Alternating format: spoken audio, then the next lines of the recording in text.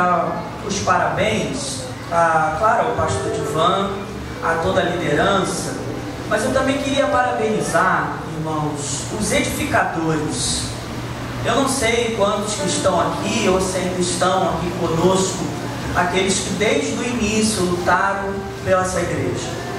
Porque eu sei, eu fico muito sensibilizado, eu estava ali no cantinho cantando junto com as irmãs aqui, mas visualizando, acredito, das grandes tempestades que essa igreja passou. Eu não conheço, não sei, o pastor Edivan não me falou nada sobre isso, mas eu vejo, por esse tempo ministrando ao Senhor, que uma igreja quando chega a 34 anos, não foi só com sorrisos, não foi só com elogios, mas também foi com crises.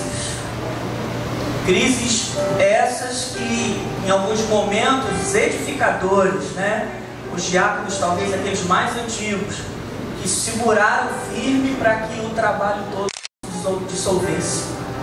E eu falo isso por experiência própria, porque a gente também já enfrentou lá algumas crises. Crises essas institucionais, crises essas às vezes familiares, porque a igreja não é o templo, irmãos? A igreja não é as paredes, a igreja é a gente, somos nós. O ano de 2020, ele talvez vai ficar marcado na nossa vida, porque a gente pode entender que essa geração, que está aí viva, talvez foi a primeira vez que enfrentou, e que a gente ainda tem enfrentado com a pandemia. Graças ao bom Deus. Eu perguntei aqui o pastor Edivan, perdemos alguém? Ele não. Lá também nós não perdemos ninguém, mas muitos irmãos se contaminaram. Eu fui o primeiro. Eu peguei quando a Rede Globo ainda falava apenas do carnaval e que não tinha nenhum caso de Covid aqui. Eu peguei em janeiro para fevereiro, fiquei 30 dias arriado e não tinha nenhum tipo de remédio. Ainda nem se falava do remédio do piolho, ivermectina, nada disso. E fui tratado apenas com uma pneumonia. Logo depois a minha filha também pegou, a do meio, e aí foi uma cascata, todo mundo lá em casa. E logo depois veio o carnaval, e aí a gente teve o pico da pandemia, que muita gente se contaminou. Mas uma coisa que a gente decidiu lá foi não fechar a igreja. Até porque os irmãos ficaram privados de ir, mas o pastor estava lá, com a igreja aberta, com a sua família. E muita gente nós alimentamos nesse período. Eu me lembro de cada rosto que chegou lá chorando, falando assim: nós não temos o que dar para os nossos filhos. E eu desesperadamente ligando para os irmãos: preciso de cesta básica, preciso de cesta básica. E a gente, durante esse período todinho de pandemia, correndo com irmãos para o hospital, porque pastor é igual o sacerdote de antigamente, ele que atestava a lepra, então ele não podia se ausentar. E a gente atestava também a cura. E a gente passou esse período todinho com a igreja aberta e socorrendo pessoas que a gente nem sequer conhecia. Graças ao bom Deus, Deus nos sustentou. Amém, irmãos? Eu acredito que Ele também sustentou você, a sua casa e a sua família, e acredito que vai continuar sustentando. Nosso Deus é maravilhoso. E eu queria, eu não me apresentei, meu nome é pastor Carlos Martins, minha esposa hoje está de plantão lá no UPA da Vila Kennedy. Deus nos abençoou, ela conseguiu passar no concurso, graças a Deus, A gente já criou as filhas, então agora está na hora também dela desenvolver a sua vida profissional, e ela não pôde vir com a gente. Deixei as crianças na igreja, porque elas têm função lá. Uma é que transmite o culto online, a outra ajuda na salinha, então não pude desfalcar lá, porque é um pouquinho complicado a gente sair da igreja domingo, Eu vou tentar levar o pastor Edivan lá, mas eu sei que vai ser difícil, porque a gente já tem a nossa vida completamente assim domada, direcionada por Deus, mas é impossível recusar um convite da amada igreja, do meu querido irmão pastor Edivan, de toda a liderança. até porque a gente tem uma dívida de gratidão muito grande. As cadeiras que os irmãos nos venderam, né? Estão lá, ó, bonita. Vou até mandar uma foto depois para os irmãos darem uma olhada. Foi muito bom. Eu confesso que a gente aproveitou naquele período, a gente colocou o piso na igreja e aí foi montado com as cadeiras novas, azuis, né? Então ficou muito bonito. A gente agradece muito essa gentileza dos irmãos. Fiquei muito preocupado, né, em não atrasar o pagamento, né? Foi acordo ali. Falei, olha, se atrasar a gente tem que botar do nosso bolso. Graças a Deus que a gente conseguiu honrar com os irmãos, e eu me sinto assim verdadeiramente muito honrado por participar e ter o privilégio, né, de um encerramento aqui de programação de 34 anos de uma igreja, né? É algo assim, 86 o ano, em 89 eu estava sendo batizado pelo pastor Tadeu lá na Igreja Batista Central de Campo Grande. Depois Deus me direcionou lá para a Vila Kennedy. Nós estamos lá há 14 anos, entre guerras, bala perdida, tentativa de invasão, mas Deus tem nos sustentado ao longo desses anos, né? Eu me lembro da minha recusa diante de Deus em ir para lá. Eu falei, Senhor, eu não quero ir, né?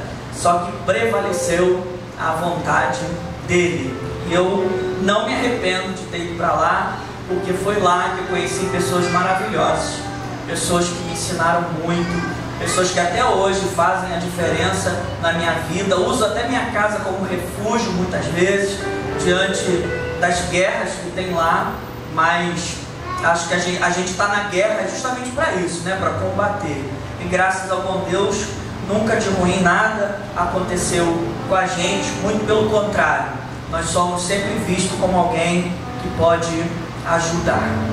E falar, né, desse tema tão rico e ao mesmo tempo tão desafiador para a igreja, né, que somos nós nesse tempo que a gente chama de pós-modernidade, onde as coisas aparentemente estão mais fáceis, estão mais rápidas. Já parou para pensar que tudo está muito rápido, tudo está muito acelerado, e até a gente também, a quantidade. Eu tive uma consulta com a minha psiquiatra. Todo pastor precisa de uma psiquiatra, né? O Divan não tem ainda, ele vai ter ainda, né? E eu perguntei para ela o que estava acontecendo comigo. Eu estava muito acelerado. Ela falou, não é que você está acelerado, é que o mundo todo está acelerado. E chega um momento que o corpo ele começa a dar uns sinais, né? O computador, quando esquenta muito, o que ele faz? Ele desliga, porque senão ele pode queimar o processador, queimar a placa-mãe. E eu também estava dando uns apagões também, né, me desligando às vezes. E ela me explicou o que estava acontecendo e disse que eu deveria desacelerar um pouquinho, porque o meu corpo já não estava aguentando as inúmeras atividades, né? Aí Deus fez com que a gente deixasse o seminário para poder ter um período maior de descanso. Eu desisti de fazer algumas faculdades que estavam na minha lista, né? Eu amo estudar, amo estudar. Se Deus permitir que eu viva 100 anos, eu quero fazer ainda uns 10 cursos universitários. Eu amo estudar. Eu penso que o estudo ele é formidável, né? E aí a gente tem tentado desacelerar. E aí quando a gente desacelera, a gente começa a reparar algumas coisas que estavam passando batido na nossa vida, né? Nessa linguagem assim mais de jovem. Talvez assim, a gente não estava dando a atenção necessária. E eu queria falar com os irmãos também um pouquinho nesse tema. Seguindo aí o cronograma, eu queria que você abrisse lá aos Hebreus capítulo 12, juntamente com os irmãos. A gente vai estar lendo aí, eu sei que os irmãos já leram, mas eu queria ler mais uma vez.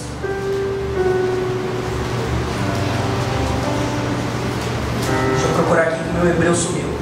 Achei.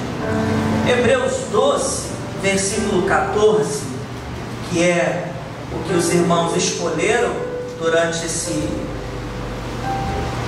cultos de aniversário. Todos os pregadores, pastor, não falaram sobre o tema. Não sobrou nada para mim para eu falar.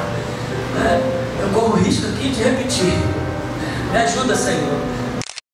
Hebreus 12, versículo 14, queridos, diz assim: segui a paz com todos e a santificação. Sem santificação ninguém verá o Senhor. São duas coisas aqui que eu acredito que para a gente é uma questão urgente. Nós não sabemos aqui o autor humano, né, da carta aos judeus, por isso que é chamada aqui de Hebreus. Era a igreja que tinha o maior número de judeus. Alguns vão dizer que era a igreja que foi construída no momento da diáspora, né, no momento da perseguição, no seu auge.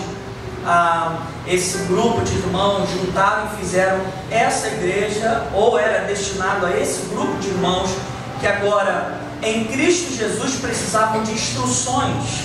E é por isso que a carta ela foge até um pouquinho, né, nosso cronograma bíblico, porque assim, Hebreus aqui no Novo Testamento já não existia mais.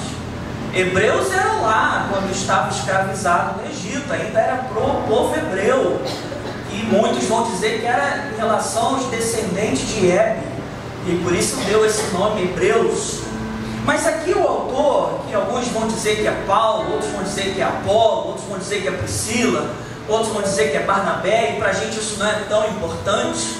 Por exemplo, a carta aos Romanos não foi Paulo que escreveu, mas foi Tércio. Mas ele ditou da cadeia, ele registrou tudinho, está lá no finalzinho de Romanos, você acha lá. Para a gente não é muito importante quem escreveu, mas sim quem ditou. E nós sabemos que quem ditou essa carta foi o próprio Deus, mostrando e demonstrando a necessidade dos judeus aprenderem a paz. Eu tenho muita coisa a dizer aqui para os irmãos, o pastor Edvaldo me deixou à vontade, mas eu não vou fazer isso com os irmãos, né? Mas assim, quando a gente fala de judeu, quando a gente fala de paz, quando a gente fala de santidade, a gente se remota primeiramente para o tempo de Cristo. Era esse tempo em que os judeus esperavam o quê? Um grande líder que ia destronar o Império Romano, aqueles que ele entendiam que eram os opressores do povo judeu. E aí eles não pediam paz, eles não queriam um líder montado no jumentinho que era a declaração do rei de paz, que a sua vida era de paz. Eles queriam um homem com uma grande espada para que eles pudessem lutar pela força, derramando sangue para poder ter essa libertação. Alguns vão dizer que foi por isso que o povo gritou Barrabás diante da proposta de Pôncio Pilatos em escolher um ou outro, porque os judeus não queriam paz, eles queriam guerra. E aí a gente vê aqui o autor de Hebreus falando assim: olha, segui a paz com todos. A ideia de uma perseguição à paz. Seguir a paz. Seguir sempre no primeiro entendimento da gente ter paz com o nosso próximo. É como se ele estivesse dizendo: o primeiro objetivo de vocês é seguir a paz. E aí, quando não depender de vós, não tem como, mas quando depender de vós, tem a paz com todos. A gente vai ver isso na Bíblia o tempo inteiro.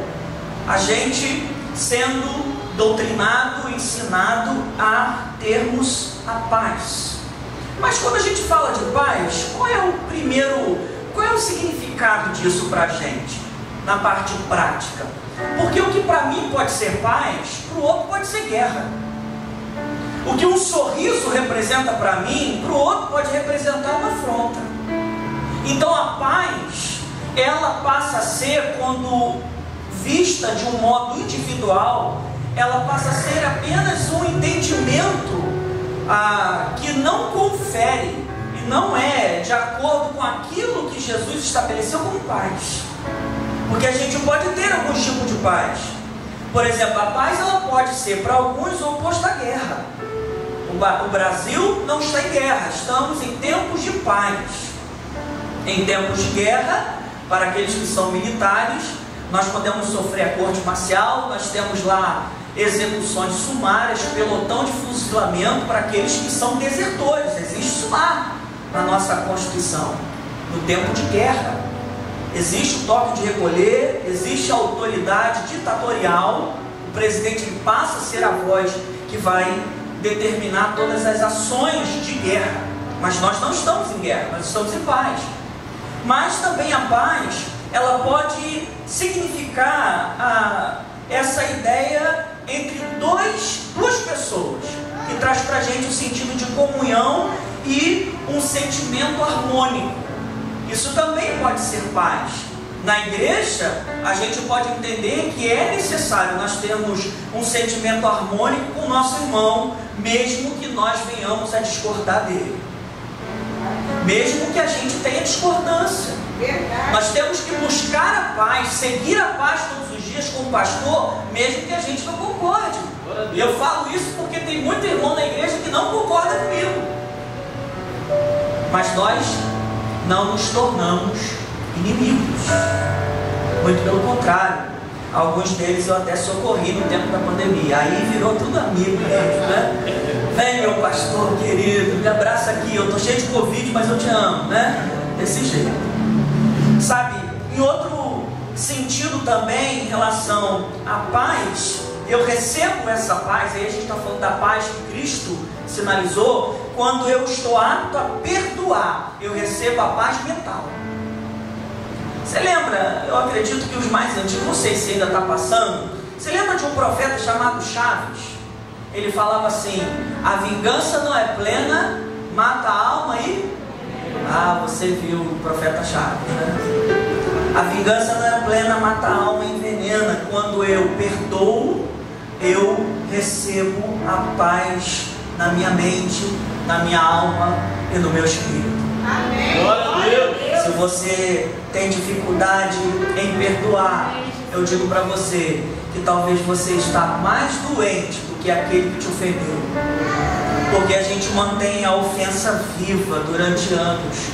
Eu já conversei com algumas pessoas, até irmãs lá da igreja, que nutriam um ódio pelo pai, pela mãe muito grande.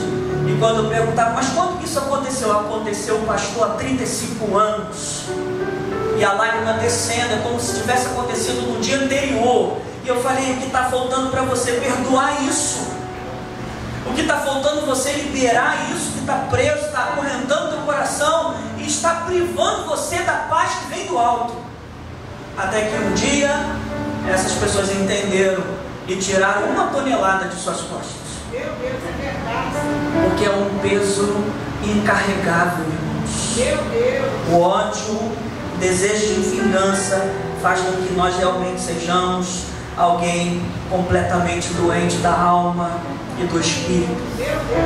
Não temos paz, não temos descanso. É verdade. Por isso que aqui a colocação de uma forma imperativa, ela está destinada a essa igreja judaica em Cristo, né? Os judeus convertidos, porque eles deveriam desconstruir essa ideia de vencer pela espada, seguir a paz com todos.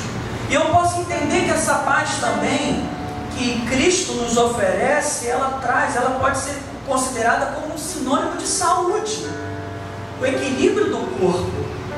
Quando eu não tenho essa saúde no meu corpo, essa paz estabelecida, o meu corpo entra em desequilíbrio. Verdade. Quantas pessoas hoje sofrem de hipertensão, às vezes diabetes emocionais, por causa daquilo que guardam e nutrem no seu coração há tantos anos? Eu não conheço vocês, pelo menos intimamente. Eu não sei da vida de ninguém aqui, mas eu acredito que possam ter pessoas aqui que ainda estão carregando ódio no seu coração e ainda não experimentaram a paz que excede todo entendimento em Cristo Jesus. E aí isso tem interferido talvez na sua pressão arterial, tem feito com que os seus batimentos cardíacos eles venham acelerar. E você sabia qual é a maior causa de morte no mundo? Não é o Covid, que tanto é anunciado pela Rede Globo. São problemas cardiovasculares, são problemas ligados ao coração, são problemas ligados ao emocional. Por isso que esse tema ele é muito importante. Seguir a paz na minha casa, a paz na minha família, a paz no seu lar, a paz com os filhos, a paz com os vizinhos, a paz com o patrão. Seguir a paz. Nós temos que perseguir ela, fazer com que ela esteja no nosso coração todos os dias. Isaías, irmãos, lá no capítulo 26, versículo 3, ele vai dizer assim: Tu, Senhor, guardarás em perfeita paz aquele cujo propósito está firme em ti, porque em ti confia. Sabe esse verbo guardarás? Se você analisar lá no original, a gente vai ver que ele é utilizado no sentido militar. É o sentido de guarda, de sentinela. Isaías está dizendo que Deus vai nos proteger como se fosse uma sentinela do quartel. É aquele militar que, armado com um fuzil, ele faz a guarda de todo o perímetro do quartel. E ele fala que do Senhor guardarás. É como se ele nos blindasse com proteção em relação à perfeita paz aqueles que confiam em ti. Glória a Deus. Você pode observar comigo como a paz é importante? Como nós carecemos de paz? Se fizermos uma pesquisa hoje no mundo, as pessoas estão clamando por paz. O maior desejo hoje de uma comunidade, de um bairro, é o quê? Segurança, é paz. Mas a gente não pode esperar essa paz somente dos governantes. Talvez eles não estejam tão interessados em paz, mas nós sabemos que a paz que Cristo oferece é uma paz que não depende das circunstâncias nem do ambiente. É uma paz que eu tenho, que eu posso estar vivendo até mesmo no meio da tormenta, mas eu estou confiante que Deus está comigo. Glória a Deus. Podemos ter essa paz mesmo diante dessa pandemia que ceifou tantas vidas. A gente não nega isso, está aí. Verdade. Mas a gente não entra em desespero, sabe por quê? Porque nós confiamos muito mais em Deus do que numa máscara e no álcool gel, mesmo sendo eles importantes. Glória a Deus. Mesmo sendo importante. Mas a nossa confiança não está apenas nisso. A nossa confiança vem do céu. Eu sempre brinco lá na igreja que eu falo: olha, eu não sou nem de esquerda nem de direita, eu sou do alto. Eu confio no Senhor. Amém. O restante eu não tenho tanta confiança assim. E aí, irmãos, eu percebo que essa paz ela é muito importante. E a santificação? Essa palavra santificação no original ela traz a ideia também de purificação. Levíticos capítulo 20, versículo 8 vai dizer que os decretos e praticá-los. E ele vai falar: eu sou o Senhor que os santifica. Nós sabemos, e teologicamente sabemos, que a santificação vem do Senhor, vem daquilo que Cristo fez em nossa vida. Mas e nós também não temos uma parte? Será que nós também não temos uma responsabilidade nisso? Será que quando Deus colocou Adão e Eva no jardim e falou assim: você não deve comer aquele fruto ali, hein? Presta atenção, não coma daquele fruto ali. A responsabilidade também não era de Eva e de Adão? Era deles. Eles tinham que decidir, mas há muita gente que pergunta assim: mas quem fez o mal? Deus fez o mal? Uma pergunta que atravessa gerações. Uma pergunta até mesmo difícil de responder teologicamente. O mal, ele existe pela ausência de se observar o bem. E se Deus não tivesse permitido que o mal estivesse lá, Ele não nos daria o livre-arbítrio de escolher. E se nós não tivéssemos o direito de escolher, como Ele poderia dizer que nós deveríamos amá-lo? Ele deseja que nós o amemos voluntariamente e venhamos seguir os seus preceitos e os seus mandamentos. Glória a Deus. Não é algo imposto por Ele, mas tem que ser voluntariamente, partindo de mim e de você. Oh, coisa linda. Partindo de nós. Verdade, Deus. Tendo essa e esse desejo. Eu queria voltar um pouquinho na Bíblia, junto com os irmãos, lá em Deuteronômio capítulo 6, a partir do versículo 5.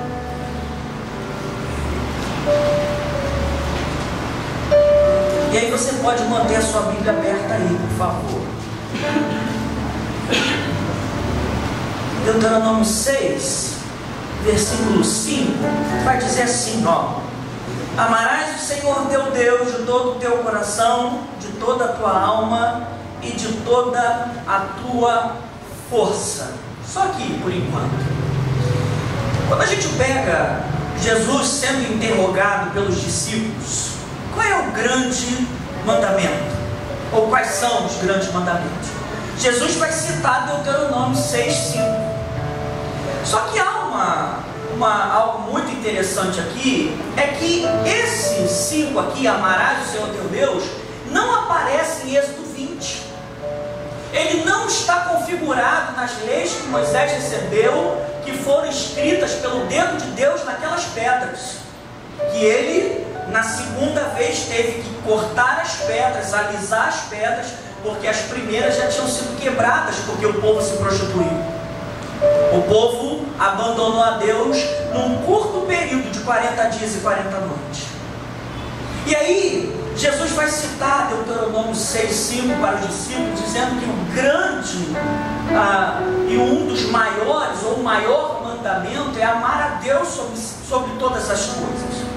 E aí eu percebo, queridos, onde que a gente pode, de repente, entender, pô, mas pastor, o que tem isso a ver com santificação, purificação? Tem tudo a ver, está intimamente ligado, porque o que Hebreus vai falar ali, onde a gente está usando um pedacinho do texto, quando a gente olha para trás e olha para frente do livro todo, depois que tu lê o livro todo, tu vai ver, ele está repetindo algumas coisas que aconteceram aqui nesse período. E que período era esse aqui de Deuteronômio 6? Era o período da segunda lei. Sabe por que segunda lei? Porque aqui era a geração que não morreu no deserto. É aquela geração que foram até mesmo citadas pela geração anterior, que diante da terra prometida, infamaram a terra e fizeram com que o coração do povo derretesse. De 12 espias, de 12 príncipes, apenas 10, ou melhor, apenas 2 deram uma projeção com base no poder de Deus e na fé: Josué e Caleb. Os outros 10, eles infamaram a terra, dizendo que não era possível conquistá-la, porque os homens eram gigantes e eles eram como gafanhotos diante daqueles homens. E aí Deus, diante da sua ira e da repetição da incredulidade daquela geração primária que tinha sido resgatada com o braço estendido e mão forte pelo Senhor, aquela geração vai dar meia volta e eles vão morrer no deserto durante 40 anos. Eles ficam dando volta ali perto do Monte Sinai, ficam dando volta, mas ali Deus sustenta eles de pão, sustenta as suas vestes, as suas roupas não se rasgaram, os seus pés não incharam, mas toda aquela geração morreu ali. Deuteronômio 6 são os filhos daquela geração que estão aqui. E aí a gente tem a segunda lei, Moisés de novo falando, começando a falar tudo de novo. Mas a primeira coisa que ele coloca é a necessidade daqueles jovens que agora já eram adultos, eles amarem a Deus. É impossível guardar os mandamentos, guardar a palavra, se eu não amo a Deus. Tudo começa pelo amor a Deus. Amarás o Senhor teu Deus de todo o teu coração, de toda a tua alma e de toda a tua força. É o primeiro grande mandamento. E depois, e aí ele vai falar, ele vai dar continuidade, e a gente vai perceber que o processo de santificação começa aqui. Começa no amor que eu tenho por Deus, começa na minha e na sua devoção a Ele. Não adianta a gente, eu falo isso com muito temor e tremor, não adianta apenas a gente sentar no banco e a gente ser crente só no domingo à noite. Se na minha casa eu não sou uma testemunha viva daquilo que Cristo fez na minha vida, se no meu trabalho eu não sou alguém que possa ser reconhecido por ser uma pessoa diferente, por possuir as características de Cristo. A igreja de Antioquia foi a primeira a ser chamada de cristãos, porque aqueles homens lá, quando viram aquele povo separado, diferente, são cristãos, eles estiveram com Cristo. E ali é a primeira vez que esse nome é dado àquela igreja. Nós hoje temos substituídos por evangélicos. Eu tenho muita dificuldade, não sei se o Edivan vai lembrar, porque evangélico hoje tem se tornado como era antigamente. Não sei aqui, os mais antigos, vão lembrar quando perguntavam a gente na escola, que religião você é? O que a gente dizia? Era católico, né? Eu sempre disse que era católico, mas não sabia o que era. Porque ficava com medo de dizer que não era nada. Que ateu naquela época era meio perigoso, vai morrer pagão. Eu ouvi minha mãe dizer muitas vezes, vai morrer pagão. E eu, quando criança, falei, o que é pagão? É alguém que paga muita coisa? É um bom pagador? É aquele que não atrasa no carnê das Casas Bahia? O que é isso? O que é pagão? Né? Mas isso era muito forte naquela época, era aquela sociedade mais rural, né? Não tinha esses centros assim, era coisa mais voltada para a sociedade mais rural, principalmente aqui em Campo Grande, aqueles bairros em volta ali, não tinha asfalto, não tinha nada. E aí eu me lembrava disso. E aí uma coisa que eu percebo, queridos, que assim, à medida que a gente vai crescendo, à medida que a gente vai amando, e Moisés, nessa geração, ele vai percebendo essa necessidade daqueles irmãos e daqueles jovens, daqueles que já tinham passado por esse período de peregrinação. Ele vai entender que essas palavras precisariam estar nos seus corações primeiro. E aí o versículo 6, esse texto é chamado de Shema, que é o Shema de Israel. Você coloca lá o Shema, você vai ver alguém gritando numa, quase que monossilábico, né? Ouve Israel. A ideia é que Deus está chamando a atenção de Israel para eles ouvirem. E aí a gente tem, poxa, Deus está lutando para construir uma identidade de cristãos, de homens e mulheres de Deus, que Ele mesmo prometeu que faria entrar na terra prometida. Queridos, é algo que eu fico pensando assim, aterrorizado nos meus momentos de estudo da Bíblia. Eu fico olhando, nossa, Deus ama tanto a gente, que Ele está usando Moisés. E olha que Moisés já devia nem ter mais cabelo, já devia ter caído todo, porque aquela geração antiga gastou Moisés. Eles não oravam, quando acabava a água eles murmuravam, eles queriam apedrejar, eles queriam matar, eles o tempo todo falavam, eu quero voltar para o Egito, lá tinha carne, lá tinha pão, não tinha nada, lá tinha lama. Eles estavam acostumados na lama. E aí quando a gente pega o mapa bíblico, eles estavam lá em Gosse, lá finalzinho, que era uma cidadezinha lá do Egito, onde o faraó deu para José, pode ficar com o seu povo lá, aquela cidade sua. Quando a gente pega o mapa, eles poderiam ter sido guiados beirando o mar Mediterrâneo. Era o caminho pela praia, era a brisa ali do mar, era ventinho. Claro que eles teriam alguns povos pela frente, mas Deus manda eles direto para atravessar o mar Vermelho.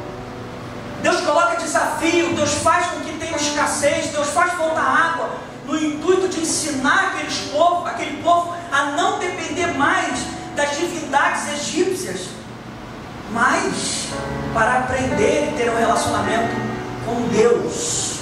E aí de dia, né? A gente tem lá na primeira geração, e a nuvem cobrindo, dando aquela fresquinha. À noite, a coluna de fogo aquecendo, porque deserto vai 0 grau de noite, espantando os animais peçonhentos ali. Sabe, eu vejo Deus insistindo com esse povo. E posso dizer uma coisa, Deus também tem insistido com você. Verdade, Senhor. Deus tem insistido com a gente. Glória a Deus. Deus tem insistido com os jovens que estão aqui. Amém, Jesus. E falar de santidade, queridos, é algo que, claro, que talvez a mensagem não seja muito boa, porque vai mexer com a gente, vai mexer com coisas que talvez nós estamos, talvez com a nossa mente cauterizada, vai mexer com costumes, situações que já passam a ser comuns na nossa vida. Se você perguntar para mim, pastor, mas o senhor não tem pecado? Vai ter um monte, tem muito mais do que você.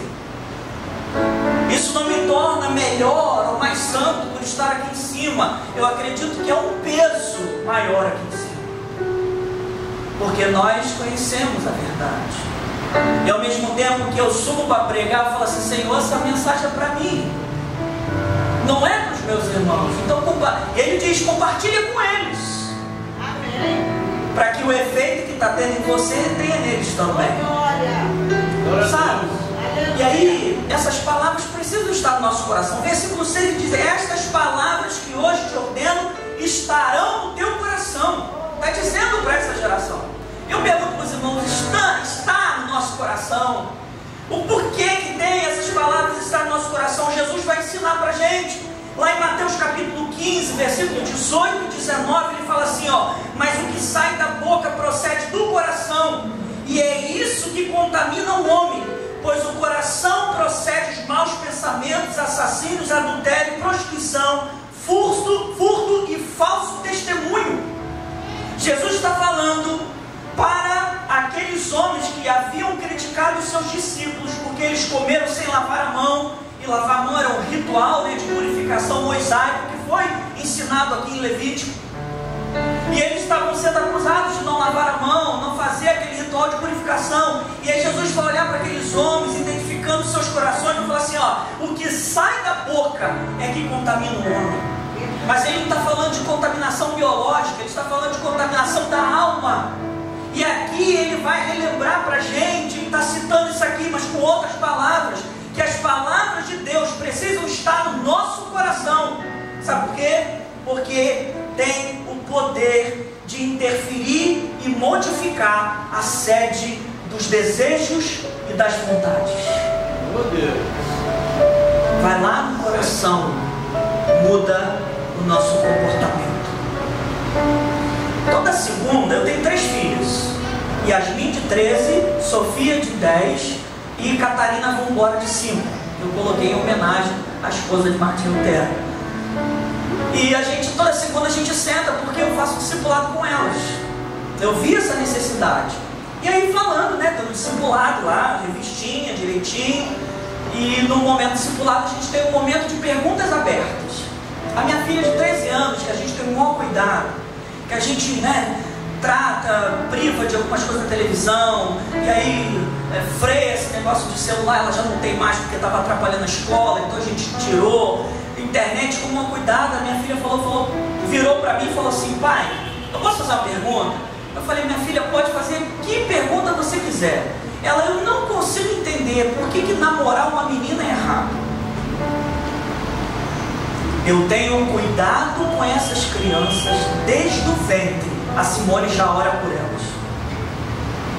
E eu fiquei pensando naquele momento que em algum momento essas mensagens entraram. E aí eu falei com ela com toda educação, falei que nós temos que respeitar as pessoas, mas eu disse para ela: não é, minha filha, vontade de Deus que isso aconteça. Mas por quê? E aí eu falei que se o papai tivesse namorado, você não estaria nem fazendo pergunta hoje. E aí peguei a Bíblia, claro que a gente tem que usar um tom de, né? É criança mesmo, brinca com boneca ainda. E aí eu mostrei para ela: olha aqui que a Bíblia está dizendo. Olha aqui o que está dizendo. Você lembra do seu tio que faleceu? O tio dela faleceu com 28 anos, vítima de tuberculose por causa de um HIV. Estava nessa vida de homossexualismo. E quantas vezes eu falei: ele recebeu a Cristo antes de ir embora. Nós pregamos para ele. E eu me lembro sempre dele dizendo assim: não, eu tenho muitos amigos, eu tenho muitos colegas, eu tenho muita gente ao meu volta, eu tenho isso e tem aquilo, mas quando ficou doente, só ficou eu, a minha esposa, que era a irmã dele, e a sua mãe. Nenhum desses amigos apareceu. E aí ele teve a oportunidade de receber a Jesus. Por que eu estou falando isso? Porque se essa santificação não estiver no meu coração, eu não consigo ganhar os meus filhos. Não é isso que Moisés está falando aqui? Estas palavras que hoje te ordeno estarão no teu coração. Aí olha o versículo 7 de Deuteronômio. Desculpa, eu estou fazendo você ir para lá para cá com a Bíblia. Diz assim o versículo 7: tu as inculcarás a teus filhos, e delas falarás assentado em tua casa, andando pelo caminho, deitando-te e levantando-te. Versículo 8: também as atarás nas tuas mãos por sinal, e te serão por faixa entre os teus olhos, e as escreverás nos umbrais da casa e nas portas. O versículo 10: quando o Senhor teu Deus te introduzir na terra, que sob juramento prometeu aos teus pais, Abraão, Isaque e Jacó, que te daria grandes e boas cidades que não edificaste, casas cheias de bens que não encheste, poços abertos que não cavaste, vinhas e olivais que não plantaste, e quando comeres e te fartares, guarda-te que não te esqueça do Senhor, que te tirou da terra do Egito, da casa da servidão. Lá embaixo, irmãos, no versículo 20, ele vai dizer assim: quando teu filho te perguntar no futuro, que são estes testemunhos, estatutos e juízos que o Senhor vosso Deus vos ordenou, então dirás a teu filho: éramos servos de Faraó no Egito, porém o Senhor nos tirou de lá com mão forte. Amém. Hoje nós não estamos mais no Egito. Deus nos tirou do mundo, no sentido que santificação são pessoas que Ele separou. Eu e você somos separados. E eu queria dizer para você que nós temos a responsabilidade de preparar a geração que está surgindo. Eu fiquei emocionado vendo as crianças cantarem aqui. Amanhã eles estarão aqui. Amanhã estarão sentados no nosso lugar. Que tipo de legado nós estamos deixando para eles? Mas como que é isso, pastor? Eu falei: nós temos uma mensagem que não é falada, irmãos, que eles captam. E eu não quero usar minha vida aqui com base para você seguir, nada disso, mas eu preciso contar o que acontece comigo. Quantas vezes eu estou ajoelhado orando, ou sentado orando, não importa a posição, e a minha filha pequenininha, ela passa: pai, está fazendo o quê? Papai está orando. Posso orar com você? Claro, minha filha, vem cá. No momento que a gente vai jantar, a gente desliga a televisão e a gente ouve eles. E aí, como é que foi o seu dia? Sabe, talvez sejam coisas tão insignificantes, mas coisas que no dia a dia fazem falta para eles. E aí a gente percebe que se esse amor, se essa devoção, ela está no nosso coração, automaticamente nós estaremos projetando e preparando essa geração também, que vai amar e vai servir o mesmo Deus que a gente está servindo. Os nossos filhos, os nossos alunos, as nossas ovelhas. Sabe? Olha como que isso é importante. Eu posso dizer para você, eu já tive muita gente assim que perdeu a guerra. Nós não precisamos ir muito longe. É só a gente olhar para alguns cantores e alguns pastores que estão aí na mídia, são aqueles que estão mais em evidência. Estão tão preocupados com outras coisas que estão, deixando os seus filhos. E aí os seus filhos estão se declarando coisas que não deveriam se declarar. Se você perguntar: poxa, mas como que pode ser isso? Não precisa ir muito longe. É só olhar os filhos de Davi. É só olhar os filhos do profeta Samuel. É só olhar os filhos de Eli, que também tiveram grandes problemas. Os filhos de Davi, então, por causa do seu pecado, por causa da sua falta de santidade, por causa da sua escolha errada, não interessa se Betseba estava tomando banho de piscina, de praia, de cachoeira, ele era o rei, e ele tinha que estar lá na guerra. Muita gente vai falar que ela se insinuou, problema, mas a decisão é nossa. A decisão é nossa. A escolha é nossa. E aí, se a gente não preparar, se a gente não inculcar nos nossos filhos, essa palavra inculcar, ela tem muitos significados. O hebraico ele é bem complicado, porque ele dá muito sentido às palavras. Às vezes uma palavra tem 4 folhas de significado, mas a gente pode extrair alguns. Por exemplo, inculcar traz o sentido de autoridade. Intimar. Temos autoridade com os nossos filhos. Não confunda autoritarismo com autoridade. Autoridade é aquilo que imita o que eu faço, que segue os nossos passos. Autoritarismo é eu mandar aquilo que eu não faço. Esse é o sentido da palavra. Fala também em afiar na pedra. Complicado, né? Inculcar, afiar na pedra, mas no sentido de tornar alguma coisa bruta mais o que? Lapidada, né? Nossos filhos, você já ensinou aqui teu filho a enfiar o dedinho na tomada? O bebezinho começa a engatear, ninguém nunca fez enfiar o dedinho na tomada. Mas por que ele vai lá enfiar o dedinho na tomada? Às vezes enfia olhando para você, né? Para desafiar assim, ó. Estou fazendo, ó. Né? Pedra bruta. Aos poucos a gente vai, né? Afiando, lapidando ele. Fala também no sentido de imprimir no espírito. Imprimir no espírito, inculcar, imprimir no espírito. É você falar o tempo inteiro, observando todos os momentos que podem ser de instrução. Por isso, vai se cumprir o tema da campanha. Como que veremos o Senhor? Como veremos o Senhor? Será que a gente pode entender essa frase apenas como ir para o céu? Ou a gente pode ver o Senhor na vida dos nossos filhos? Glória a Deus. A gente pode ver eles felizes, sadios, vendo o filho dos nossos filhos.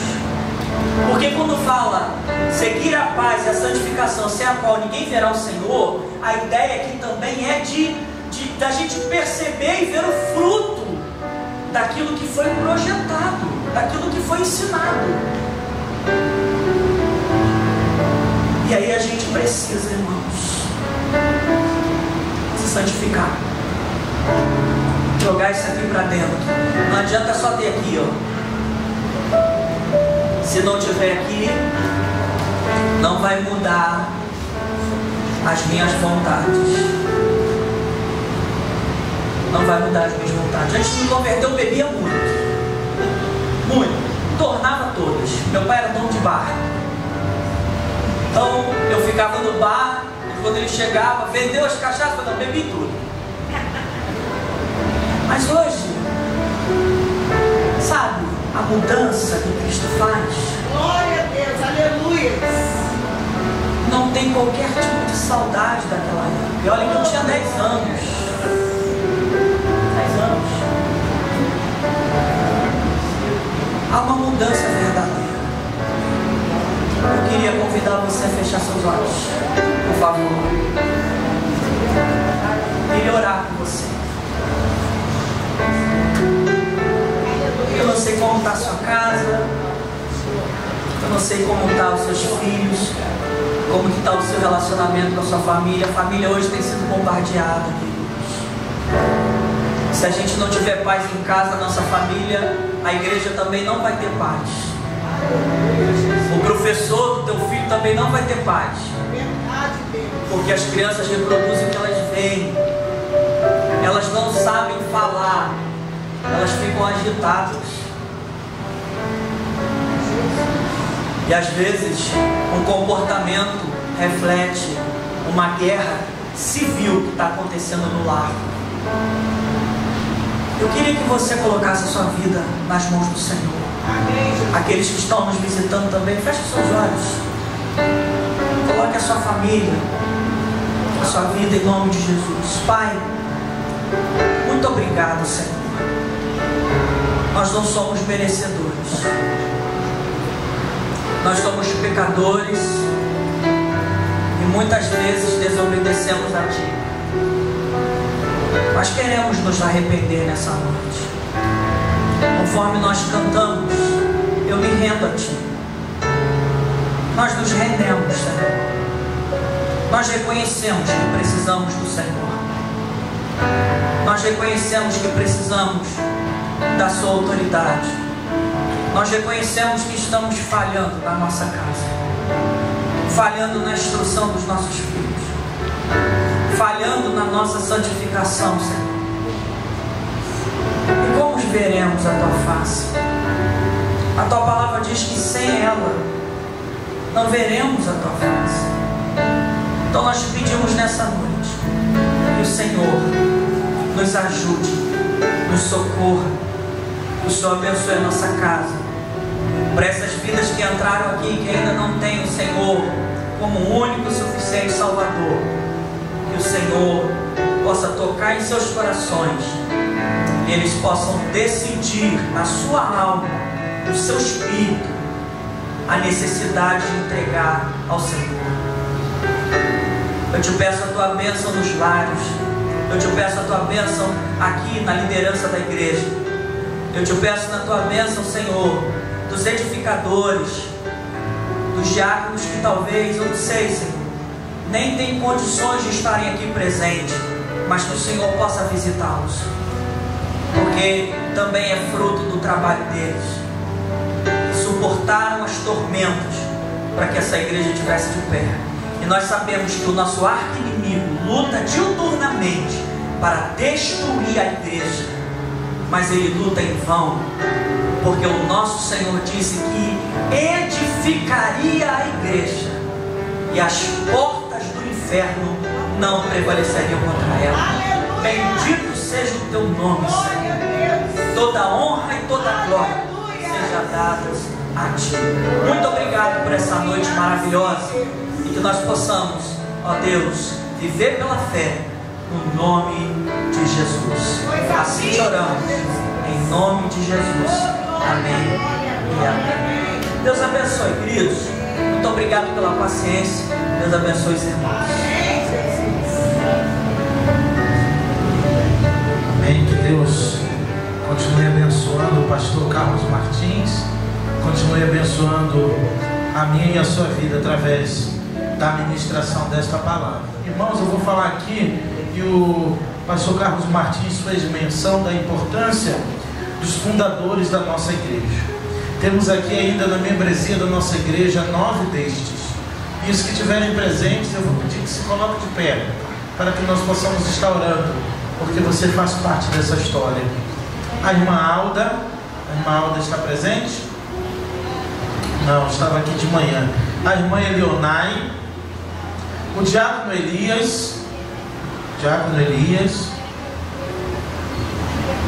Francino, nosso irmão em Cristo Francino, não está. A diaconisa Geraldina, sem contar no bolo que vocês vão comer, sustância, foi ela, tá?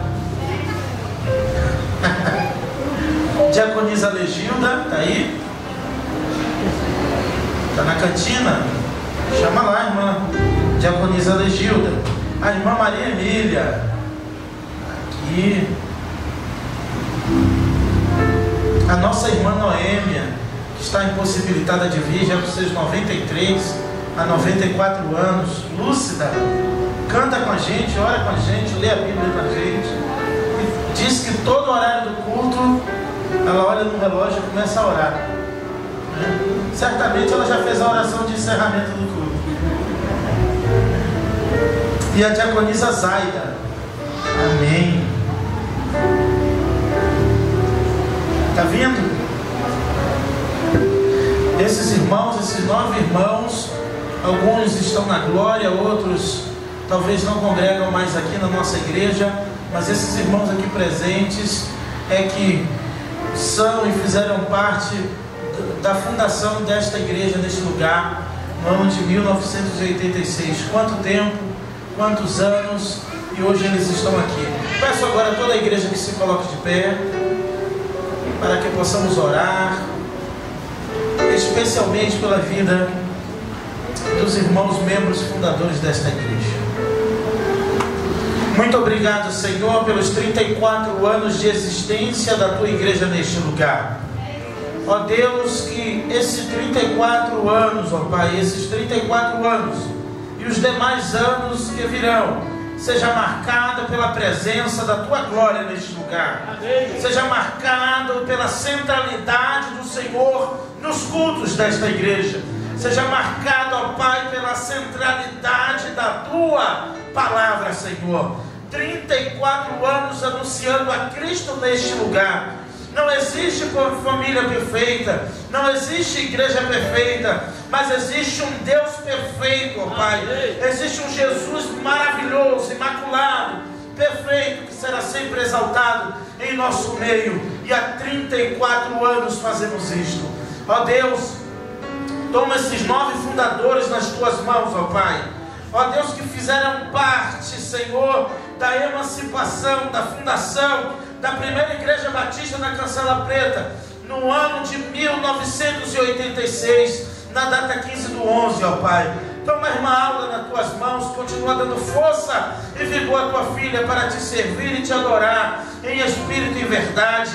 Ó Deus, a irmã Eleonário, o irmão Elias, o irmão Francino, a irmã Geraldina, a Legilda, Maria Emília, Noêmia e Zaida, louvamos a Deus, ó Pai, porque esses 9 ainda tem muito a contribuir na tua casa. São bênçãos, ó Pai. Anos e anos estarão aqui, ficando de pé no aniversário da tua igreja e recebendo a oração em prol da vida e da saúde dos seus filhos e filhas. Muito obrigado, Senhor, porque esses irmãos e irmãs ainda estão conosco, ainda estão aqui anunciando a Jesus como único e suficiente Salvador. Obrigado pela tua palavra, que ela ache um lugar em nossos corações. Abençoe o teu servo, a família do teu servo, ó Pai, e a igreja que o Senhor constituiu como pastor. Ó Deus, e que o amor de Deus, nosso Pai, a graça salvadora do Senhor Jesus Cristo, o poder e as doces eternas consolações do Espírito Santo esteja sobre esta igreja, sobre todo o povo de Deus espalhado pela face da terra. E a igreja reunida, o povo de Deus diz amém. Que Deus nos abençoe. Em oração silenciosa estamos despedidos.